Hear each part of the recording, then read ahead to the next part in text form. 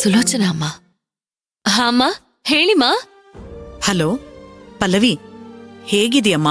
ಚೆನ್ನಾಗಿದ್ದೀನಮ್ಮ. ಬಂದೇ ಇಲ್ಲ ನೀವ್ ಮನೆ ಕಡೆ, ಸುಮಾರು ದಿನ ಆಯ್ತು. ಸುಮ್ನೆ ನನ್ನಿಂದ ನಿಮಗೆ ಯಾಕೆ ತೊಂದ್ರೆ ಅಂತ ಬಂದಿಲ್ಲಮ್ಮ ಪಲ್ಲವಿ. ಇದು ವಿಕ್ರಾಂತ್ ಸಾಹೇಬ್ರ ಸುಗ್ರೀವಾಜ್ಞೆ ಅಲ್ವಾ? ಪಲ್ಲವಿ, ವಾಲಿನೋ ಸುಗ್ರೀವನೋ ಅದೆಲ್ಲ ನನಗ್ ಗೊತ್ತಿಲ್ಲ. ನಿನಗೆ ತೊಂದ್ರೆ ಆಗ್ಬಾರ್ದು ಅಷ್ಟೇ. ಪಲ್ಲವಿ, ವಿಕ್ರಾಂತ್ನ ನೀನು ತಪ್ಪಾಗಿ ಅರ್ಥ ಮಾಡ್ಕೋಬೇಡ. ಅರ್ಥ ಆಗತ್ತೆ. ನನಗ್ ಹೇಗ್ ತೊಂದ್ರೆ ಆಗ್ಬಾರ್ದು ಅಂತ ವಿಕ್ರಾಂತ್ ಅವ್ರ ಮನ್ಸಲ್ಲಿದ್ಯೋ ಹಾಗೆ ವಿಕ್ರಾಂತ್ ಅವ್ರಿಗೆ ಅನ್ಯಾಯ ಆಗ್ಬಾರ್ದು ಅಂತ ನನ್ ಮನ್ಸಲ್ಲೂ ಇದೆ.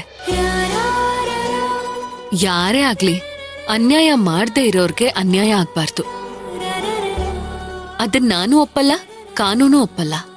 ಅವತ್ತು ವಿಕ್ರಾಂತ್ ನಿಮ್ಮನೆಗ್ ಬಂದು ಅಷ್ಟು ಬೈದು ಹೋದ್ರು ನೀನು ಕೇಸಿಂದ ಹಿಂದೆ ಸರಿಲಿಲ್ಲ. ಅದಕ್ಕೆ ನಿನ್ಗೆ ತುಂಬಾ ದೊಡ್ಡ ಥ್ಯಾಂಕ್ಸ್ ಅಮ್ಮ. ನನ್ ಡ್ಯೂಟಿ ನಾನ್ ಮಾಡ್ತಿದ್ದೀನಮ್ಮ. ಅಮ್ಮ, ಆಮೇಲೆ ಏನ್ ಸಮಾಚಾರ?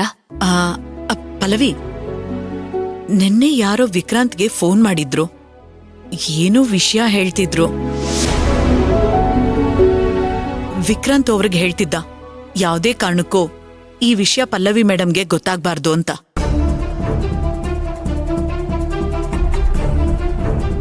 ಹೌದಾ?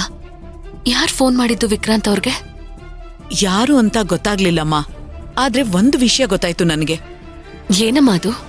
ನಿನಗ್ ಹೇಳ್ಬೇಕಾಗಿರೋ ವಿಷಯನ ಆ ವ್ಯಕ್ತಿ ವಿಕ್ರಾಂತ್ಗೆ ಹೇಳ್ತಿದ್ದ.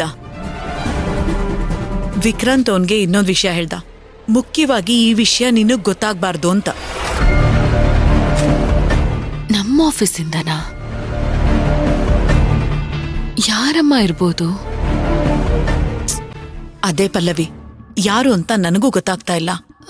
ಸರಿಯಮ್ಮ, ನಾನು ನಿಮ್ಗೆ ರಿಟರ್ನ್ ಕಾಲ್ ಮಾಡ್ತೀನಿ. ಸರಿಮಾ.